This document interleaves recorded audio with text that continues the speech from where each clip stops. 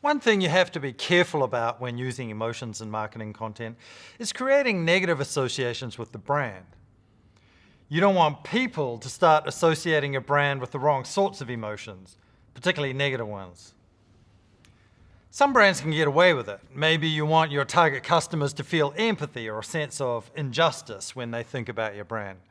But most brands want positive associations when people think of their brand, and that means positive emotions. Before we share a joke, we estimate whether the other person will like the joke, and whether they'll feel joy and whether they'll laugh or not. If we expect the emotion from the other person will be positive, then we'll share it. However, if we think the emotion the other person will feel is negative or ambivalent, then likely we won't share it. When that person feels good because we shared something that made them feel good, that person feels grateful. And when someone feels grateful, it makes us feel good. An estimation of how someone might react when sharing emotional content is a powerful driver of decisions to share. Therefore, when incorporating emotions in marketing content, emotive videos, and so on, you want to be careful about expected reactions from sharing.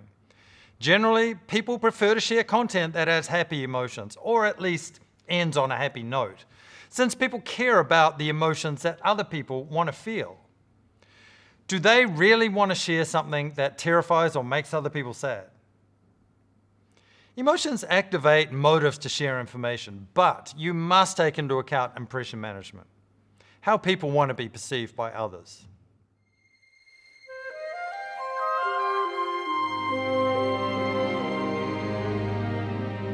Have you ever walked into a room of people who are laughing and you begin to feel more cheerful? Or had someone smile at you and it made you feel good? Emotions are contagious. Almost subconsciously, we're affected by other people's emotions around us. Incorporating emotions into marketing content is half the story. We need to make sure those emotions are sufficiently transferred from the movie to the viewer. One way to ensure the efficient transfer of emotions is to use something called emotional contagion. Emotional contagion is where the emotional state of someone is affected by the emotional state of others. And the way emotions are transmitted is through facial expressions. The best way to do that in a video ad is to transfer the emotions through those expressions. According to research in this area, people can detect 7 main emotions from facial expressions, including anger, disgust, sadness, fear, happiness, surprise, and contempt. Interestingly, people make the same face for each of these emotions regardless of where they're from in the world. Even people who've been blind since birth make the same expressions. It seems facial expressions are biologically hardwired into us. Fortunately, most emotions of interest for marketers have an associated facial expression. People have an impressive ability to recognize emotions from these facial expressions, and emotions transferred between people from these expressions are highly contagious. The best way to transfer emotions from the story using expressions is to show short 1 to 2 second scenes of people's facial expressions in the ad reacting to events in the story. Timing is important to reinforce the intended emotions in the story. Display the facial expressions immediately after the emotion is cued in the movie and before the scene is changed or a new spike of emotion begins. Unless you're using a technique like impromptu prank to make the impressions genuine, it's important you use actors that are well trained on how to mimic the desired facial expressions for each intended emotion in the story.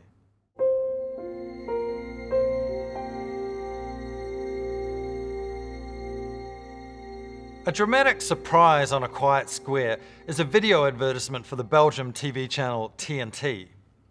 It's a super viral with over 4 million shares. The movie transmits emotions using facial expressions, including surprise, happiness, disgust, and fear, all by using the expressions of people standing in a town square observing a drama unfolding.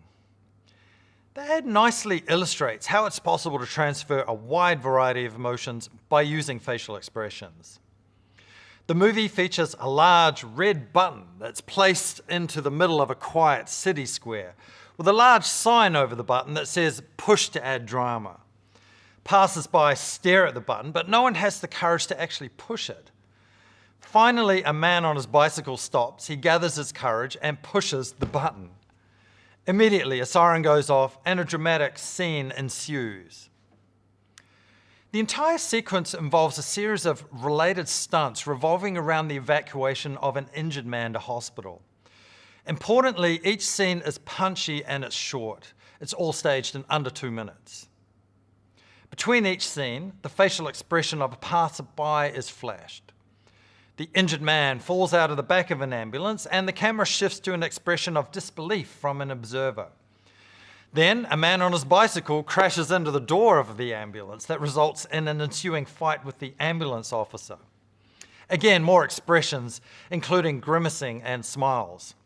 A black car of bad guys screeches to a halt and begins a gunfight, and a woman rides past on a motorcycle wearing lingerie. The camera shifts to an old woman observing and her expressions of disgust and disbelief, and so on. Without facial expressions, the movie wouldn't be able to transmit the emotions effectively, and the magic of that prank would have been lost. Never leave it up to the audience to guess how they should feel. Show them how they should feel by using the reactions of others in the scene.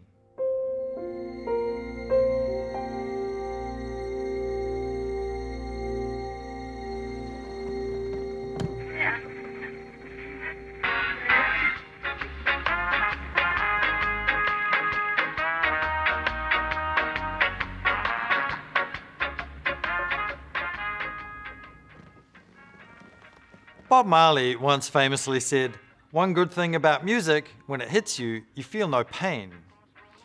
The hit Bob Marley is referring to is an intense emotional response to music. Music can have a powerful effect on people, conjuring up strong emotions and memories laden with emotions. Have you ever listened to a song on the radio that you haven't heard in a while and it transported you back in time, put a smile on your face, and sent you into a nostalgic daydream? Likely, the song conjured up some strong memories of some time in the past, which fueled the emotional reaction you had. So music can be used as a way to activate emotions by activating memories in the past that have significance to the listener. Memories that are tied to important events in the past usually have strong emotions attached to them. The problem is, everyone has different memories, so it's difficult to evoke the same emotion from the same memory. There is, however, one way around this, and that's activating memories from people's youth. Most people over a certain age long to be young again, and for most people, memories of their youth hold special significance. It's a powerful thing for marketers to tap into these memories, since the resulting emotions are not only strong, they're also pleasant emotions. The best way to get at these memories is to use music. Music is relatively easy to conjure up nostalgic memories because the impression music has on most people tends to wane in about their late 20s to mid-30s. Most people, as they get older, will at some point stop listening to new music and start listening to music from a certain period in their lives. Generally, this period is when they were in their late 20s to early 30s. After this age, people will tend to fix on a certain period of music. Nostalgic songs don't activate specific memories, but rather the memories that are evoked are more general in nature. Someone in their late 40s listening to Nirvana's "Smells Like Teen Spirit" might be reminded of college dorms, parties, and late night studying, rather than a specific moment when they heard the song. This makes nostalgic music ideal for conjuring up emotions, since everyone shares memories from their youth, even though specific memories may differ.